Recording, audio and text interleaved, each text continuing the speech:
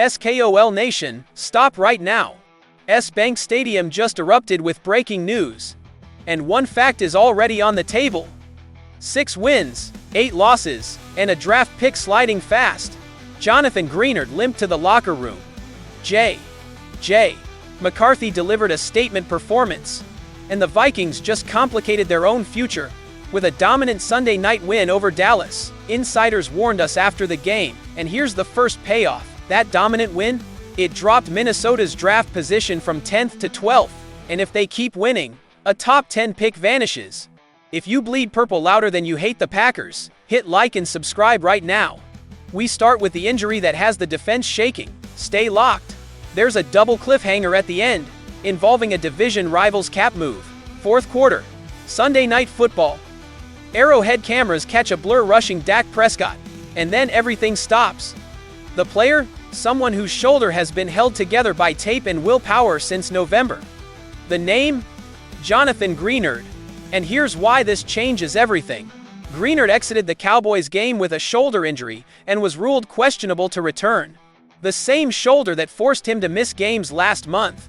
The same shoulder he's been playing through all season. This isn't a new problem. This is a ticking time bomb that finally exploded on national television. Now imagine what happens when your best pass rusher, the guy who finished 11th in Defensive Player of the Year voting last season, can't finish games. The math is brutal. Last year, Greenard was a Pro Bowler. 59 total tackles, 18 tackles for loss, 12 sacks, 22 quarterback hits, 4 forced fumbles, 3 pass breakups. That's a light production. But this season, just 2 sacks and 9 quarterback hits coming into Sunday, battling injury the entire time. Against Dallas, though, Greenard showed flashes of that Pro Bowl form. 1 sack on Prescott, 3 quarterback hits. He was effective before the shoulder gave out. But here's the wrinkle. According to sources close to the situation, this is a rumor. Greenard's medical staff has been monitoring this injury for weeks, and the decision to keep playing was made by Greenard himself. He refused to sit. He told the training staff, quote, "I'm finishing what we started," end quote. That's not just toughness, that's warrior mentality. When's the last time you saw a star player demand to play through pain in a lost season? That's the culture Kevin O'Connell built. That's the brotherhood. But the reality is harsh. With only 3 weeks left, and the Vikings already eliminated from playoff contention, the question becomes, should Greenard even be playing? Do you think the Vikings should shut Greenard down to protect him for next season? Drop your opinion below. And if you believe he's still one of the most underrated pass rushers in the NFL, smash that like button and let Bears fans know who runs the North's defense. But as massive as that injury is, the next story cuts even deeper. Because while the defense loses its engine, the offense just proved it doesn't need Justin Jefferson to dominate. Chemistry fracture or offensive evolution? Stay locked. Whispers in the film room. Drops in the end zone.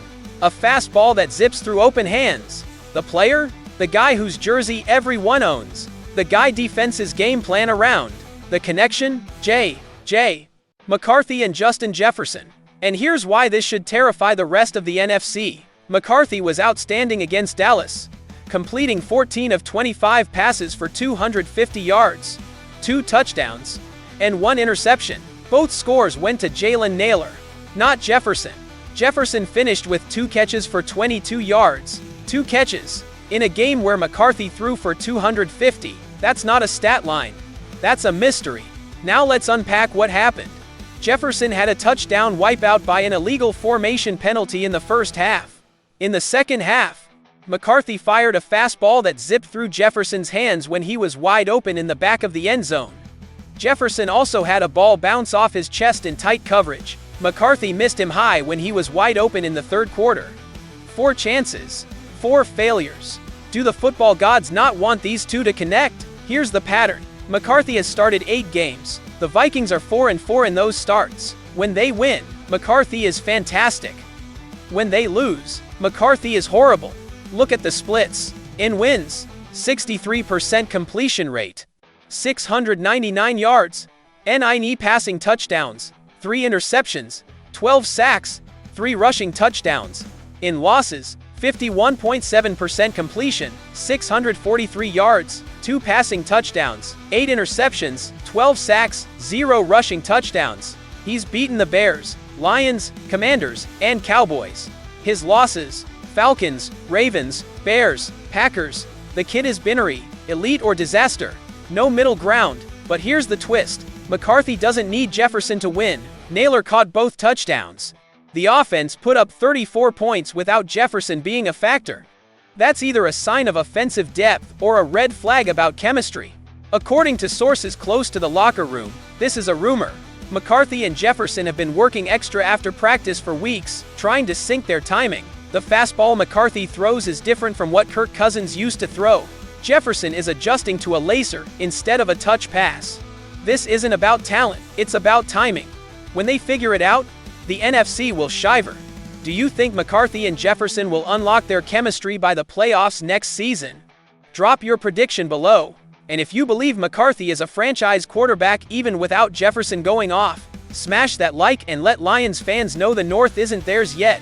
But as critical as that chemistry is, the next story exposes the cost of winning when you're already out. Draft position plummeting, cap decisions looming, and a brutal choice facing the front office.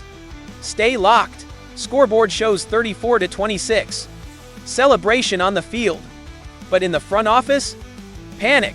The Vikings are 6-8. Already eliminated from playoff contention earlier that day. And every win they rack up now, it destroys their draft position. The reality?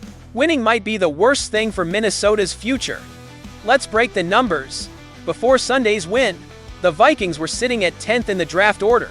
After beating Dallas, they dropped to 12th. If Miami loses Monday night to Pittsburgh, they'd also fall to 6-8, pushing Minnesota even further back.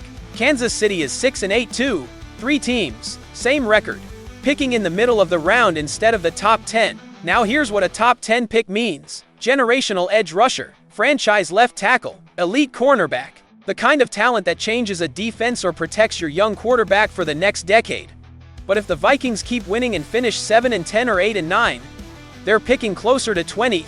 That's the difference between a game changer and a project player. Here's the current top of the draft order. New York Giants, 2-12. Las Vegas, 2-12. Tennessee, 2-12. Cleveland, 3-11. New York Jets, 3-11. Arizona, 3-11. New Orleans, 4-10. Washington, 4-10. Cincinnati, 4-10. Atlanta, 5-9. Kansas City, 6-8. Minnesota, 6-8. The Giants, Raiders, and Titans are locked into the top 3, but spots 4 through 12. That's where the Vikings were sitting before they decided to play hero ball against Dallas. Now they're fighting to stay in the top 15. But here's the twist. According to sources close to the front office, this is a rumor. General manager Kwesi Adolfo-Mensah is torn. He wants to build a winning culture with O'Connell. Losing on purpose sends the wrong message to the locker room. But privately, he knows a top 5 pick could land them the left tackle or edge rusher that turns this team into a contender next season. The Vikings also have another brutal decision looming. Javon Hargrave suffered a groin injury in the third quarter against Dallas and was ruled out. Soft tissue injuries can linger, and with only 3 weeks left, his season might be over. The Vikings signed Hargrave to a 2-year, $30 million deal before this season. Next year, $21.5 million cap hit. The Vikings could cut him and eat $10.5 million while saving $11 million, or they could trade him, saving $15 million while chewing $6.5 million in dead money. That's a huge decision that could determine whether they have space to sign a free agent edge rusher or keep Greenard healthy. Do you think the Vikings should tank the rest of the season for a better pick or keep building a winning culture? Drop your take below. And if you believe Kwesi is the right GM to navigate this mess, hit that like and let Packers fans know Minnesota's future is brighter. But the tension doesn't stop there, because while the Vikings debate their future, a divisional rival just made a cap move that could swing the balance of power. Final story next. 3 stories, 1 storm. The injury threatens the defense, the chemistry question haunts the offense, and the draft dilemma exposes a franchise at a crossroads. Minnesota doesn't fear decisions. Minnesota makes them. This team just sent a message to the entire NFC North. We're not tanking. We're fighting. Let's break down what this means. If the Vikings finish strong and McCarthy keeps playing like he did against Dallas, Green Bay's rebuild looks shaky, Detroit's hype train has competition, and Chicago is still 3 years away from relevance. The North runs through U.S. Bank Stadium, even in a lost season, but the hard truth? Winning these last 3 games could cost Minnesota a franchise left tackle in the draft. That left tackle could protect McCarthy for the next 10 years. That's the brutal calculus of a lost season. Tank and get elite talent, or win and build culture. There's no middle ground. Here's what the Vikings need to figure out in the next 72 hours. 1. Is Greenard's shoulder salvageable? Or do they shut him down and plan for surgery? 2. Can McCarthy and Jefferson unlock their chemistry before next season? Or is this a deeper timing issue? Does Kwesi pull the trigger on cutting or trading Hargrave to free up $15 million in cap space? These aren't small questions. These are franchise-altering decisions. Here's what I need from Skull Nation. 1. Smash that. Like if you believe McCarthy is a franchise quarterback even without elite Jefferson production. 2. Drop a comment with your boldest prediction. Should the Vikings tank or fight? Are we building culture or chasing a top 5 pick? 3. Subscribe because every single subscriber makes Packers fans furious. And we're about to own the draft and the division next season. But listen closely, here's the edge of the cliff. One decision is still pending. The Vikings have until Tuesday to place Hargrave on injured reserve. And if they do, it opens a roster spot for a veteran pass rusher signing.